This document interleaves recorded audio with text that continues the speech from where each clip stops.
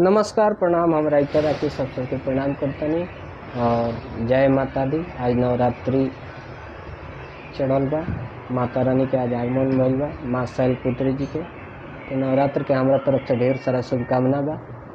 माता रानी आप सबके मनोकामना पूर्ण करी और स्वस्थ रही, मस्त रही। और ये दशहरा में हमार लिखल गाना छूटल बा। सबसे पहले तो एगो झिझिया छूटल बा, बहुत अच्छा अवधेश प्रेमी जी के आवाज़ में गाना बा कि असो दशहरा में सुनो सहेली, दिया बना लेनी तेल के हुलेली।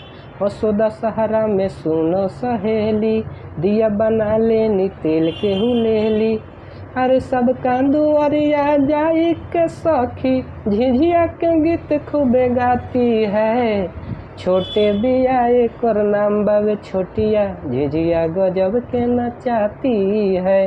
छोटे बिया एकर नाम बावे छोटिया, झिझिया गजब के नचाती है। ये गाना छूटल बा।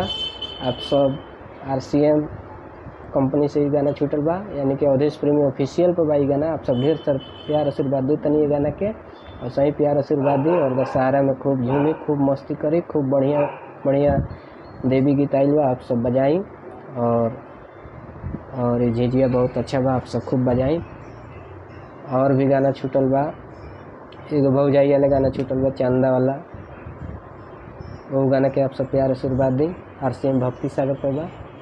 और ये हमार WR ब्लॉग्स वीडियो बा, YouTube channel WR blogs video. YouTube पर जाई, सर्च करी WR ब्लॉग्स वीडियो और सब्सक्राइब करी, लाइक करी, कमेंट करी और भाई के प्यार आशीर्वाद दी।